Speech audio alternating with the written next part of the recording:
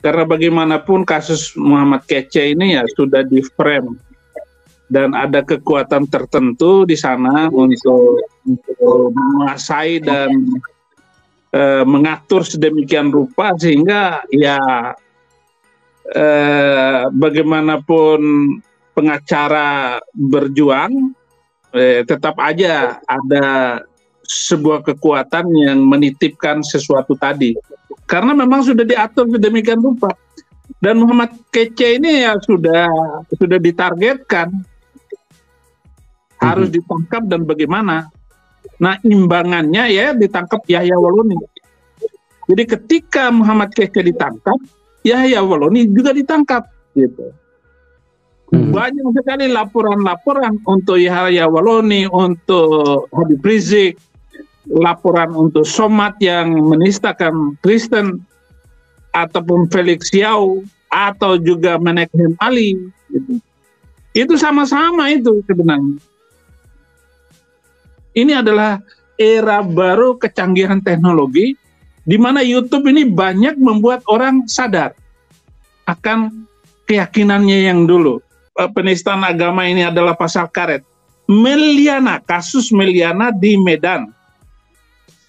Diawali dengan hanya meminta agar toa masjid dikecilin. Tapi akibatnya rumah Meliana dibakar. 8 vihara dihancurkan. Meliana sendiri yang hanya meminta toa masjid dikecilin, dihukum 18 bulan penjara. Merusak rumah Meliana hanya dihukum 3 bulan, 5 bulan penjara. Padahal ini korban dari sebuah undang-undang tadi. Korban dari undang-undang penistaan agama yang salah diterapkan kepada Meliana. Jadi sudah rumahnya dibakar, tempat ibadahnya dibakar, dia masih tertimpa tangga. Nah, ini salah satu contoh. Ahok divonis 2 tahun penjara, dan Ahok tidak berani naik banding dengan memakai Al-Maidah 51. Lalu mereka meminta agar Ahok tidak dipakai, tidak boleh mencalonkan diri jadi gubernur. Atau tidak boleh menjadi gubernur di tengah orang Islam. Dengan menggunakan kata-kata itu, dan itu adalah kesempatan momen, dia menistakan agama. Padahal tidak ada unsur penistaan agama di dalam ucapan Ahok. Dan nggak mungkin Ahok menistakan agama. Karena dia membuat robot masjid itu pergi umroh, naik haji, yang nggak mungkin akan dialami oleh gubernur muslim manapun selama menjadi gubernur DKI. Artinya Ahok dari melihat niat Ahok, apakah benar dia itu menistakan agama dan sebagainya. Tetapi inilah pasal karet. Pasal karet yang dipakai oleh alat hukum, penegak hukum di Indonesia ini. Gus Dur meminta agar undang-undang penistaan agama itu dicabut aja. Nah, itu saya setuju. Saya sangat setuju karena undang-undang penistaan agama itu dipakai hanya untuk menjerat minoritas. Kalau Gus Dur sudah meminta undang-undang penistaan agama ini dihapus, ya memang itu, Pak. Itu yang bagus. Dan Muslim NU adalah Muslim yang luar biasa di dalam hal toleransi dan damai, kebinekaan, NKRI, dan orang-orang NU itu tidak pernah diragukan di dalam mencintai Indonesia. Selain itu saya ragu, saya meragukan mereka. Bahkan mereka, kelompok-kelompok Islam yang lain, mau menghancurkan dasar negara Pancasila dan diganti dengan khilafah. Apa yang dilakukan oleh Muhammad Kece dan bukan Muhammad KC saja, ya semua orang Kristen selama ini di dalam menyinggung Islam itu sebenarnya itu hanya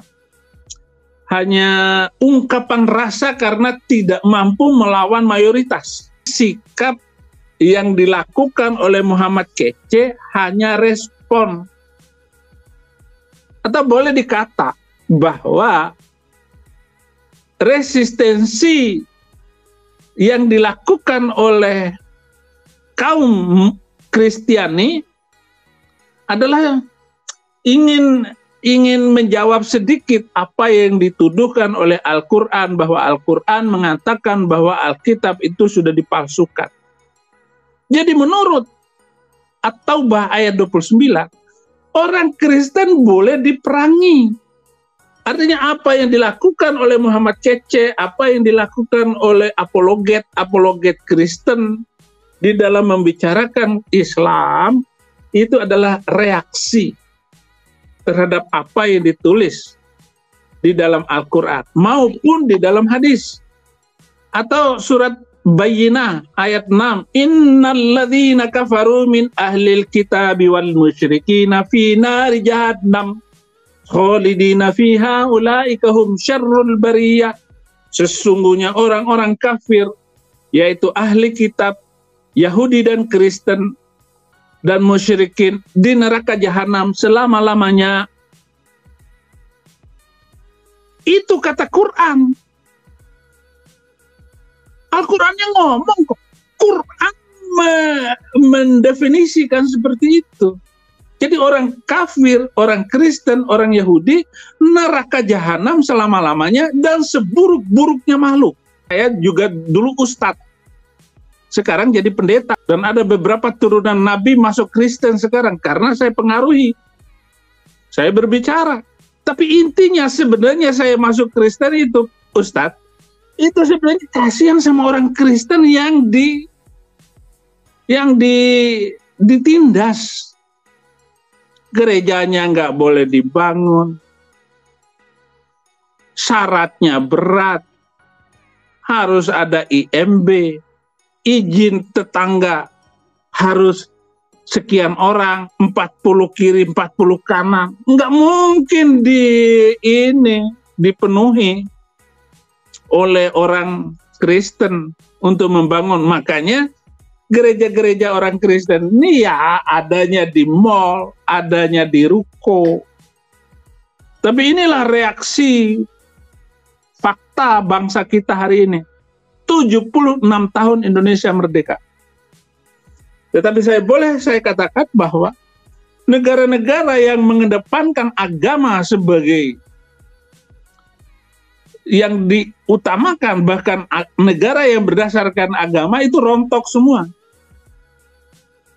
Nah, saya percaya bahwa dengan NKRI yang didukung oleh polisi dan tentara ini harus kita dukung. Dan pada zaman Gus Dur, budaya-budaya Cina, barongsai itu boleh ditarikan lagi. Waktu zaman Soeharto 32 tahun itu, budaya-budaya Cina itu tidak boleh diizinkan. Bahkan nama-nama Cina itu nggak boleh dipakai. Maka banyak sekali orang Cina berubah nama. Gus Dur itu menginginkan Majelis Ulama dibubarkan. Itu Gus Dur. Agar MUI ini adalah sebuah lembaga negara yang menghambat kemajuan negara Indonesia di dalam pluralisme. Dan Majelis Ulama itu adalah bukan lembaga negara. Tetapi Majelis Ulama sebagai non-lembaga negara, yaitu lembaga agama, mengeluarkan fatwa-fatwa yang rancu. Goyang Imnul saja, Majelis Ulama membuat fatwa haram goyang Imnul. Lah apa kaitannya dengan seni goyang Imnul haram? Di dalam Islam itu Nabi Muhammad melarang musik. nyanyi itu, qasidah itu sebenarnya nggak boleh. Jadi Oma Irama itu, ya dia sudah terperangkap di dalam dosa besar. Karena musik itu haram. Nah, Majelis Ulama harus memikirkan ulang. Gus Dur minta Majelis Ulama dibubarkan. Dia bilang bahwa organisasi ini sesat. Ahmadiyah sesat. Akibatnya apa dari fatwa ulama? FPI datang ke Garut, masjidnya dibakar, orangnya dibunuh. Dan pemimpin FPI berorasi, semua orang Ahmadiyah harus dibunuh. Padahal sesama Islam. Apalagi orang Kristen. Gereja dibakar dan sebagainya. Dan untungnya Indonesia bukan negara agama. Kalau Indonesia negara agama, ataupun yang diciptakan oleh Felix Xiao sebagai negara khilafah, habis. Gereja ditutup. Nanti semua orang Kristen pakai jilbab. Karena menampilkan aurat. Rambut itu aurat loh. Maka harus ditutup. Ya, saya berharap bahwa undang-undang penistaan agama ini dicabut.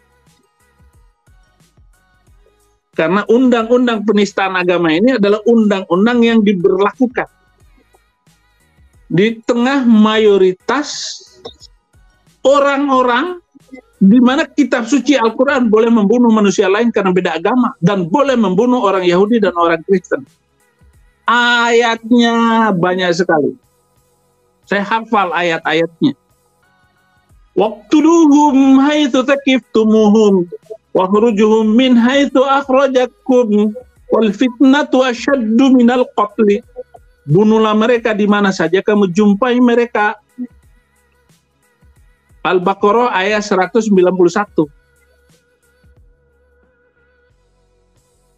Jadi undang-undang penistaan agama ini diberlakukan di tengah sebuah kitab suci yang boleh membunuh manusia lain karena beda agama. Artinya non-muslim menurut Al-Quran boleh dibunuh. Walaupun ada ayat Al-Quran boleh membunuh manusia lain karena beda agama, orang NU bahkan sangat menyayangi orang-orang non-muslim. Nah, inilah kelebihan atau juga ambivalensi keberagamaan di Indonesia. Nah, paling Yahya Woloni katanya sudah ditangkap. Kalau mau adil, Felix Xiao harus ditangkap. Abdus Somad harus ditangkap. Habib Rizik harus disidang.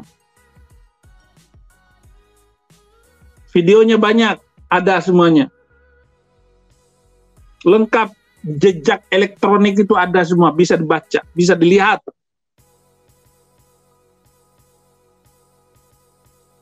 Bagaimana undang-undang penistaan agama ini harus dicabut. Atau kosongkan semua agama di Indonesia. Lihat itu orang Cina. Dia nggak ada yang ribut dengan agama. Orang Cina itu yang penting ada makan, minum, pakaian. 1 miliar lebih manusia Cina menyebar ke seluruh dunia. Dan mereka tidak ada yang ribut masalah agama. Walaupun besarnya seperti itu, Cina nggak pernah menjajah. Orang Cina itu yang penting membangun, punya makan, punya minum. Badan sehat. Agama belakangan. Haleluya. Makanya orang Cina di mana-mana yang penting ekonomi, yang penting maju, bisa dagang. Dan jangan ada orang Indonesia kesurupan beragama. Apalagi bela-bela agama. Nggak usah agama dibela.